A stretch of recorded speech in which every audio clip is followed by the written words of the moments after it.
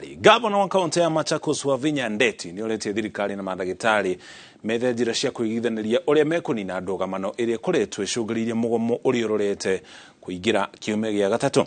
Wavinya augĩte ona gũtuĩka mandagĩtarĩ monamo marĩ na kĩhoto gĩa gũkinyĩra marĩa merĩirwo, mũingĩ nĩguo ũrathiĩ na mbere na kũherithĩka na gũtangĩka ũtekuona motungata ma ũrigitani. Wavinya arĩtie arĩ igongona-inĩ rĩa kanitha wa SDA Jetview mwena wa Utawala kaunti-inĩ ya Nairobi, kũrĩa oho ateithĩrĩirie mũcango-inĩ wa mbeca cia kwaramia kanitha ũcio. So what I can just request the national government and us is just to engage on talks, yeah, and let there be give and take. You know, it cannot just go one side.